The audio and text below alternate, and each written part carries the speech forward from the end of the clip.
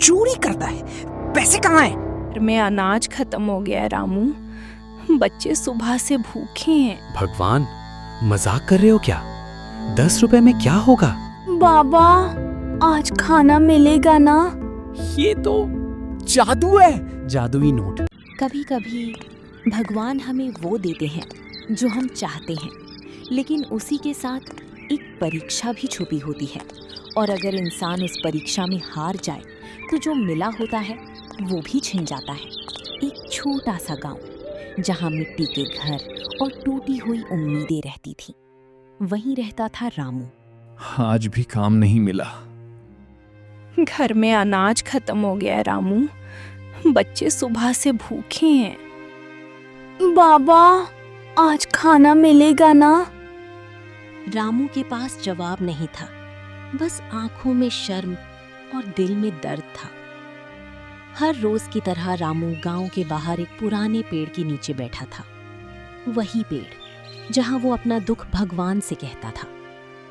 आज भी उसने आंखें बंद की और दिल खोल दिया। हे भगवान, मैंने कभी किसी का बुरा नहीं किया, फिर भी मेरी जिंदगी ऐसी क्यों है? अगर देना ही है तो कुछ ऐसा दो जिससे मेरी जिंदगी बदल जाए। तभी अचानक पेड़ से धीरे धीरे एक 10 रुपए का नोट नीचे गिरा। अरे ये क्या? 10 रुपए? भगवान, मजाक कर रहे हो क्या? 10 रुपए में क्या होगा? 1 मिनट में खत्म हो जाएगा ये। लेकिन फिर भी रामू ने वो नोट उठा लिया और चल पड़ा गांव की दुकान की तरफ। क्या चाहिए रामू?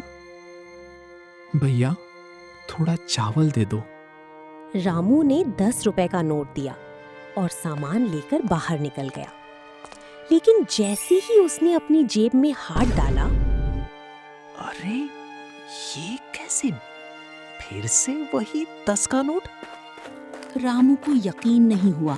वो दौड़कर दूसरी दुकान गया। भैया, थोड़ा तेल दे दो।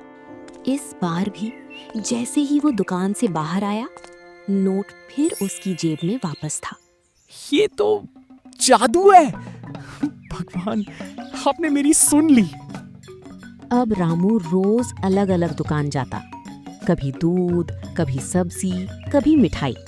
हर बार वही नोट देता और हर बार नोट वापस आ जाता। धीरे धीरे रामू की जिंदगी बदलने लगी। लेकिन जहां पैसा आता है वहां लालच भी आता है।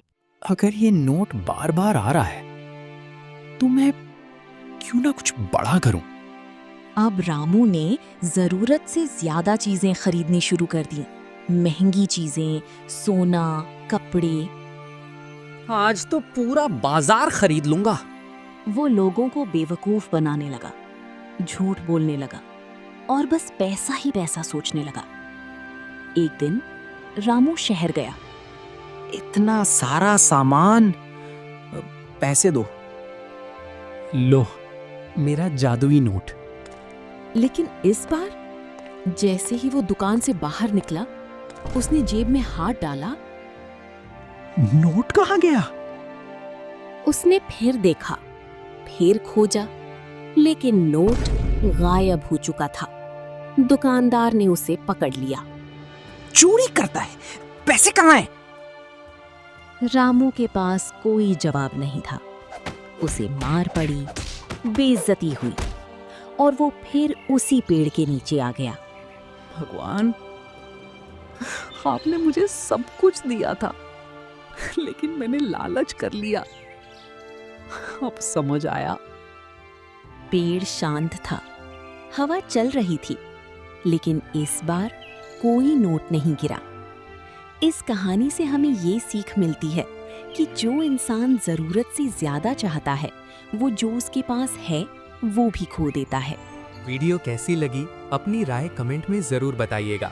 अगर वीडियो पसंद आए तो एक लाइक जरूर करें। ऐसी और स्टोरी देखने के लिए चैनल को सब्सक्राइब करना ना भूलें। और इस स्टोरी से जुड़ा एक छोटा सा सवाल पिन कमेंट में है, उसका जवाब भी जरूर दीजिएगा।